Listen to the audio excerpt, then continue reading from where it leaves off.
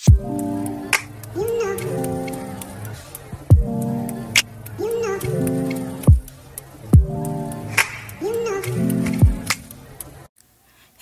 everyone, this is MBTV at syempre po nandito na naman po tayo at nasa vacation po kami ngayon guys. So i-share ko lang po sa inyo tong aming vacation. Nandito po kami sa Jamaica. Okay, so nandito kami, nagre-relax kami sa may gilid ng pool. Ayan, habang meron tayong iniinom, ito po yung sikat dito na drinks. Ito po yung tinatawag na Dirty Banana. O diba, nakita nyo, masarap siya pero may halong alcohol po siya. So nandito po tayo guys sa swimming pool. Ayan, nanonood po tayo ng, meron po silang mga activities dito. At yan ay ang bar po yan. Open po yan from 8 AM to 6 PM po ng hapon. At yan, kung nakikita nyo yung mga rito, bakasyonista, ayan ang kanilang ginagawa dito tuwing umaga. Naglalaro po sila rito ng, ano ba tawag dyan? Basta yun na yun, naglalaro. At syempre yung hobby ko, nagre-relax. So ito dito sa harap, ito po yung pinakaharap ng hotel namin. At yung mga yan, ito po yung buffet yan.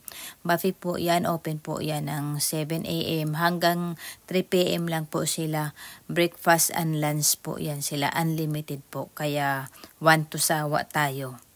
At yung banda yan, yung mga restaurant. Ito yung pinakaharap po guys. Yan. Ano po yung swimming pool dito. Parang lazy river na din kung tawagin. Ayan, ito dito. At dito naman sa kabila, tatawid. May tulay kasi yung, rito, tawiran. Ayan, dito kami nag-stay tuwing umaga. Ito naman yung palabas. Papunta naman ito doon sa may dagat. Ito yung restaurant. Dadaanan yan. At dito na tayo guys, papunta na tayo dito sa may dagat. Ayan, doon banda, ayan, restaurant din yan dyan, banda. Mga pang lunch naman, mga hamburger, mga ganon. So ito yung papunta rito sa dagat. Ayan, mainit na ang panahon kaya hindi na ako mamamasyal. Bukas guys, ipasyal ko kayo, bukas ng umaga. Pagising ko, dito ako pupunta, mamamasyal ako rito at syempre mag-walking. O yan, nakita nyo? Maganda po rito guys.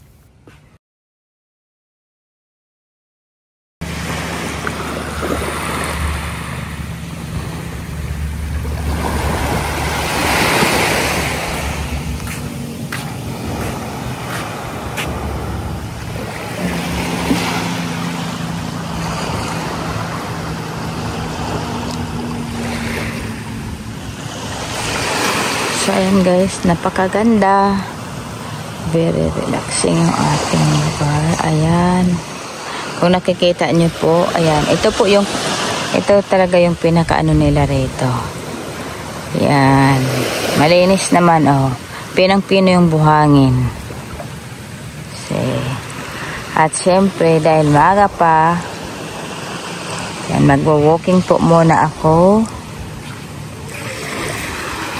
At mamaya, pwede na ako maligo pagkatapos ko mag-walking.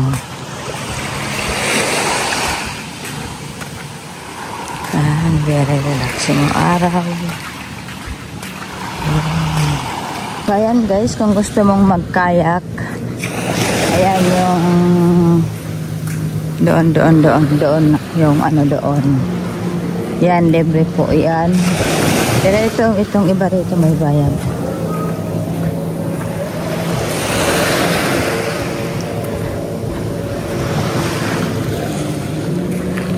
Ayan, nandito na tayo sa dulo. Kapag walking na ako, ayan, ang sarap na ng aking feeling. Okay. So, ayan, kung gusto mong mag-kayak, ayan yung kanilang mga rito. Mga gamit dito. And of course, ayan kung nakikita nyo yan dyan. Pwede kang dyan, kumuha ng excursion mo, yan, pwede kang kung gusto mo doon sa dagat. Ito yata, ito may bayad to. Yan, ganyan, may bayad yan. Siyempre guys, ang sarap ng feeling kapag nakapag-walking ka. Yan. Maganda yung pakiramdam. Saka siyempre maagang-maaga pa. Kaya ayun, maagang-maaga pa. Kaya masarap mag-walking. Ito yung gusto ko pagising sa umaga. Yan. Mag-walking ka na. Wala pang araw. Hindi pa masakit. Hindi pa masakit sa balat. So ang sarap talaga ng feeling. Doon sana ako sa swimming pool. Kaso walang mga bakanting upuan. Dahil mamaya malismaya na naman yung asawa ko. Kasi maaga akong gumising eh. Maaga akong gumising para lang makagrab ako ng mga upuan.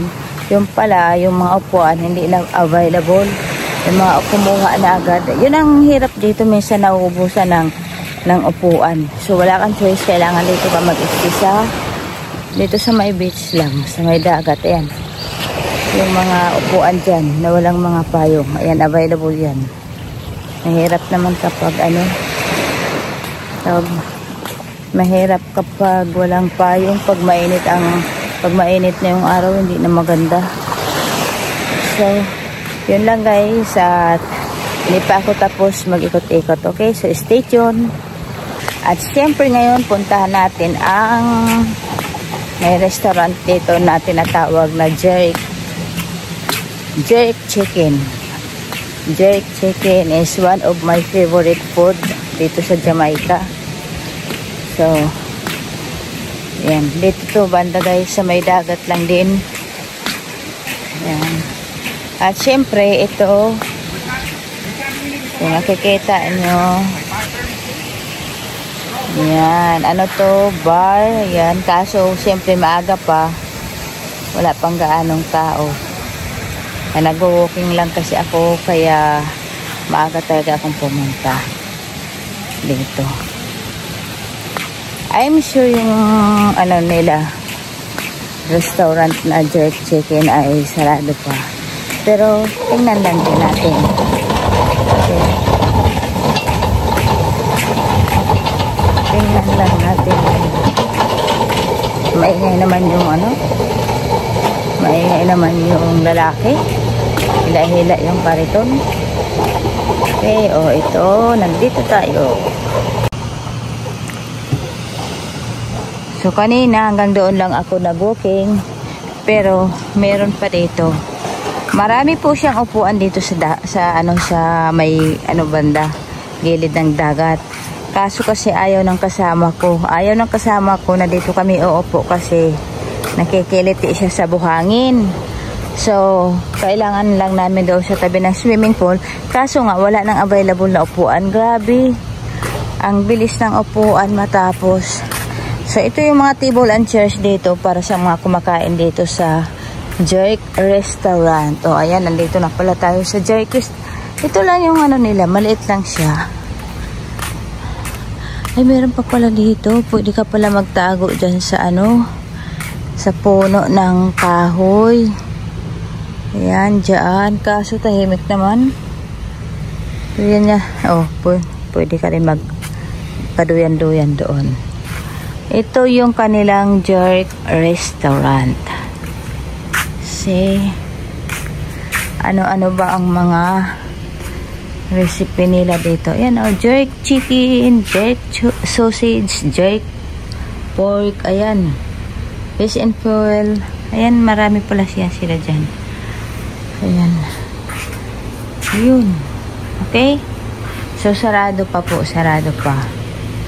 So, continue tayo sa ating lakad. Pupunta pa din ako sa swimming pool. Ayan.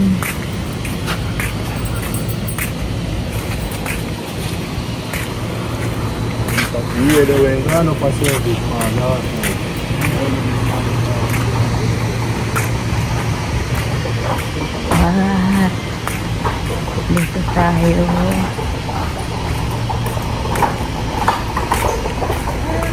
Ito yung nila.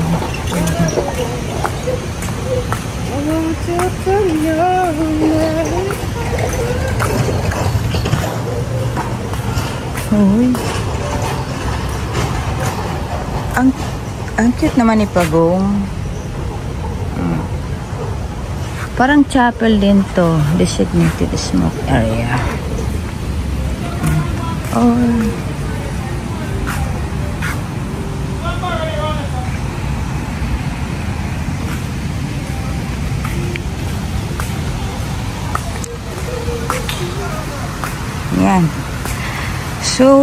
ito rito. Yan guys, kung yung room mo ay dito na side, yan meron yung swim up room. Kaso hindi yan kasi ang kinuha ng asawa ko kasi ano yan, may butler yan. Eh ayaw niya nang may ganun-ganun. So ayan, paglabas mo ng room, ayan, yung pinto nila dyan, yan, swimming agad. Nandiyan na yung swimming pool. Okay. Dito dapat kami. Kaso wala pang ang upuan. Ayan. May mga tao. Pero meron naman na nagmamay-ari. Yan ang ano dito, paunahan. At saka kapag may kulay blue, ibig sabihin may butler po yan. So ayan o, butler. Yan.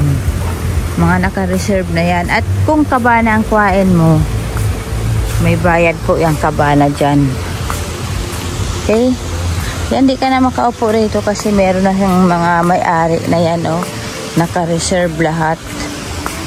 Hirap naman, madidismaya talaga si asawa ko rito. Kasi wala akong nakitang,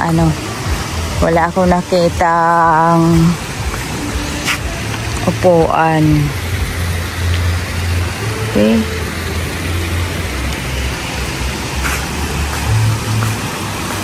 Ayan, oh.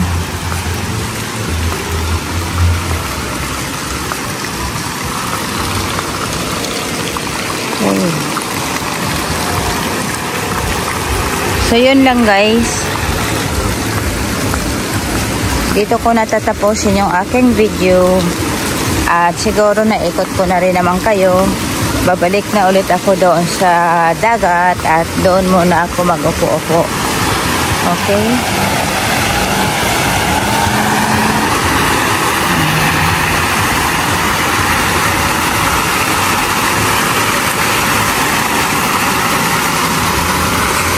Ayun guys, naipasyal ko na kayo. Anong masasabi nyo? O diba, maganda yung nakita nyo.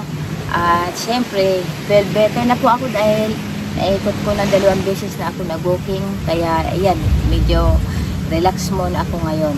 So yun lang guys ang masasabi ko. Sana na-enjoy nyo yung mga pinakita kong view. Ayan, pinakita ko sa inyo yung mga swimming pool nila doon. Ayan, medyo nadismaya lang ako kasi maaga pa.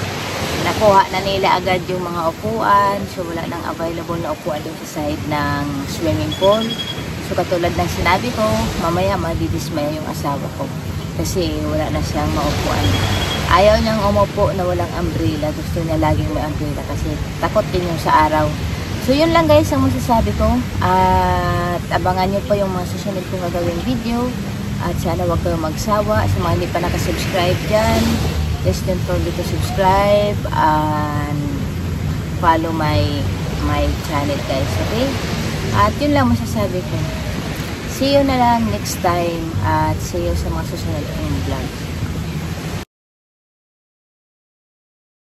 Ayun guys, dito nagtatapos ang aking video at sa ulitin, abangan nyo na lang ang next vlog ko. Okay, so thanks for watching.